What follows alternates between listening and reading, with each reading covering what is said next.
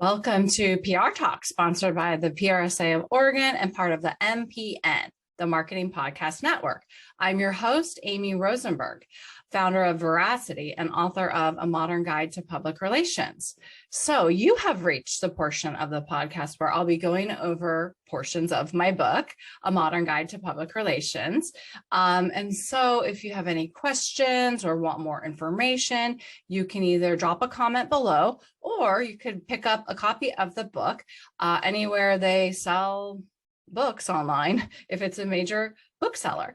And if you disagree with anything I'm talking about, or you have a better way to do something, definitely let me know. You can follow us on social. We're at Veracity Marketing on Instagram and LinkedIn. And you could give a comment. You could also tell us maybe you want us to cover something else. We are open to suggestions. Thank you for your support.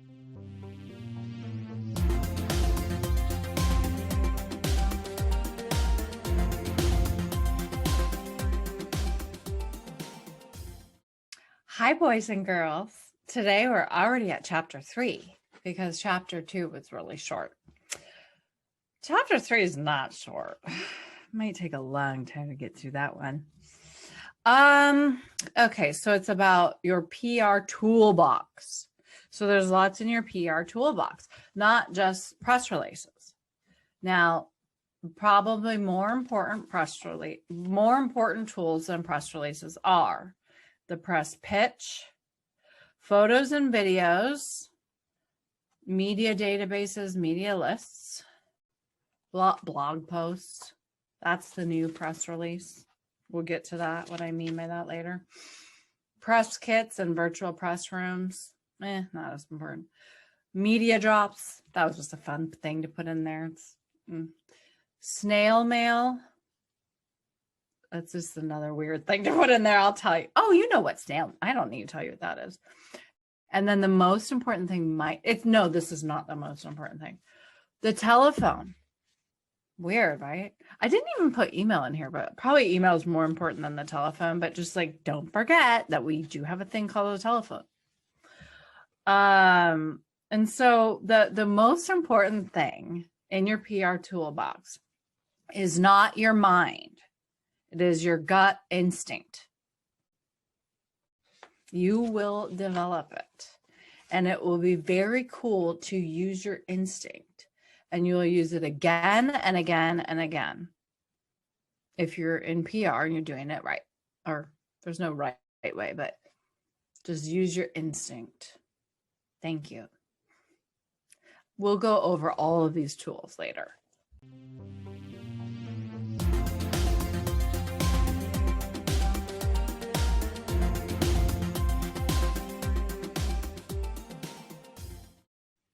Hi, so we are still on chapter 3 of your PR toolbox, and we're going to start by talking about the press release as a tool, even though I literally just said the press release might be the least important tool. But we still talk about it because technically you don't ever have to do one again, but we still do them because they bring more structure to some stories, And the type of structure that they bring to some stories, the type of stories they are what I call boring stories. And it doesn't mean that the news is boring. It means that it is guaranteed pretty much to get picked up. So those guarantees are listed in chapter 2 in the bullet points, except like I said, I missed one, which is funding.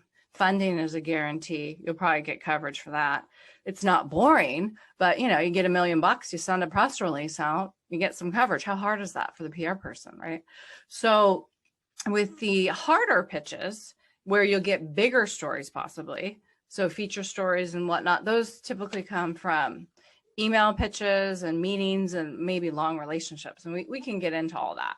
But so the reason why, again, the press release just reminds you to do things like quote people or add an address in, or these mundane things that actually, if you're sending the release to the right person, it will get picked up. Meaning, rather than getting 2 lines in a story, you'll get 2 paragraphs in a story. Because if the press release is going to the right person and it's something that they would cover and it's actually newsworthy, The idea is that the press would literally pull all of that copy and just place it into their newspaper or whatever online. We don't need press releases for broadcast. It's just, we don't do it. You can pretend to do it, but then, meaning you can do it, but then you still need a pitch because they're just not going to run it. So that's it for now. And then we'll get into kind of more of the other things you can do instead of just relying on the press release.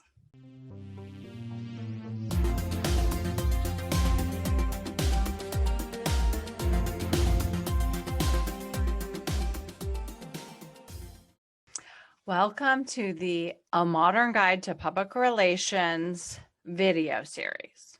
Okay, I finally memorized the title of my book. Yay me. Okay, so in video 5, which was the last video we did, we talked about the press release. And it was just more of an introduction and a little bit about why to use a press release rather than a better way of getting press.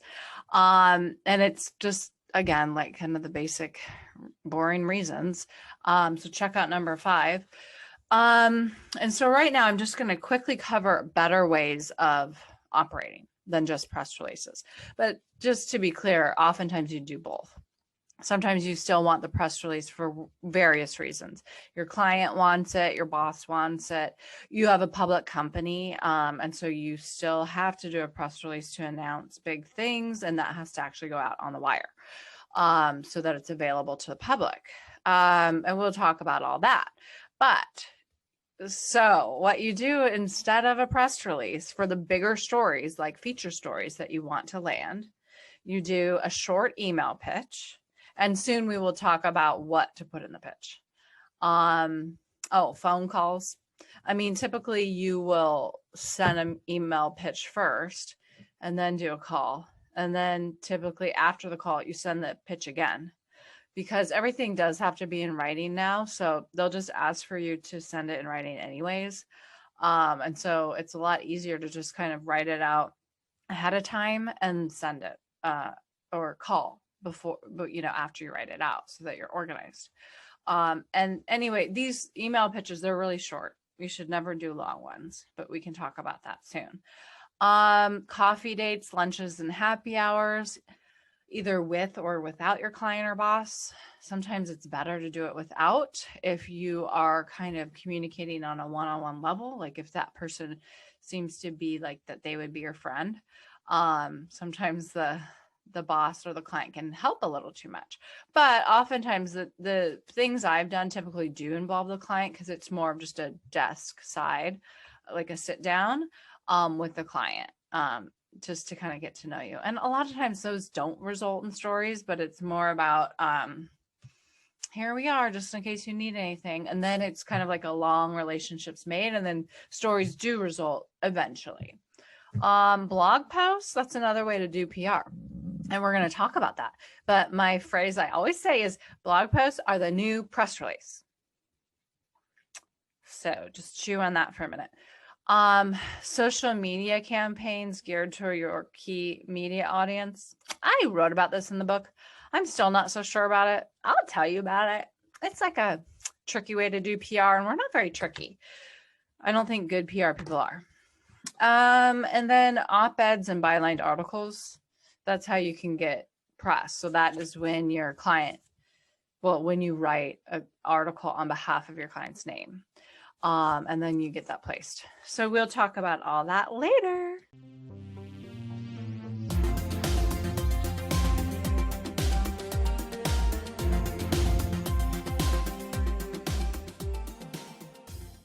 Hi. So we're getting into A Modern Guide to Public Relations. And so we're talking about press releases. And so how to write a press release is the next step.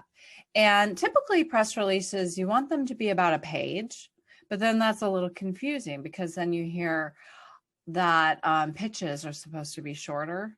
And so if pitches are more effective anyways, then why would a press release be a whole page? Well, so remember that when you're writing a press release or anything, but especially a press release, you are only sending it to a few contacts or to the contacts that you know will actually place it. So sometimes that can be just a few. And so you know that they'll take the whole page essentially, because you've done your research. Or, I mean, maybe they won't take the whole page verbatim, but they'll take pieces of it. And so the most important part about the press release is not even the press release, actually. It's the email subject line, which, so it used to be that we cared about the headline the most, but now it's the email subject line, and you can get a little bit more interesting with those possibly, but not cutesy. It's more direct. Like it doesn't have to read like a press release. Now I'm going off topic. That wasn't even in the book. You can, in the email subject line though, you can literally say like what you're emailing about. It doesn't have to read like a press release, like photo opportunity tomorrow, ... and then the little news hook. And then I guess the news hook would be the email or the press release headline. So anyway, so those, you want them to be about a page, and then you want them to be in AP style, which is Associated Press.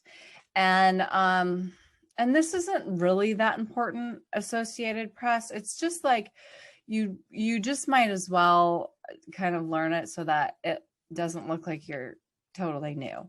I mean, really, it doesn't matter. Really, what matters is you don't want a bunch of typos, because again, essentially the press is into your release, and like literally they're not even really reading it, if that makes sense, because they know they're going to use it. So they're in working mode with the release. So they're copying and pasting and then adding their own info to it, into their story. So with AP, it just helps them do their job easier. If they would have to translate it into AP style. Now, AP style isn't that big of a deal. It's essentially, well, in the book, I started out by saying the most important thing is to only have one space between sentences, period, which I don't even know if that's an AP style thing. So that's kind of a joke, like, it shows you how important AP style is, because that's the most important thing. And I don't know if that's AP style, but the AP style things are like state abbreviations. They might be a little different. How we abbreviate states might not be the way the post office does. And then random things like how to write physical addresses, titles, dates, days, and whatnot. So if you ever have a question, you can always Google it or just grab the latest AP style guide, but never, never, never let AP style get in the way of writing your press release, because it's not that important. Thank you. Thanks for listening. For more PR insight, be sure to check out Amy's book, A Modern Guide to Public Relations, at prtalk.co. Also, please subscribe, rate, or leave us a review.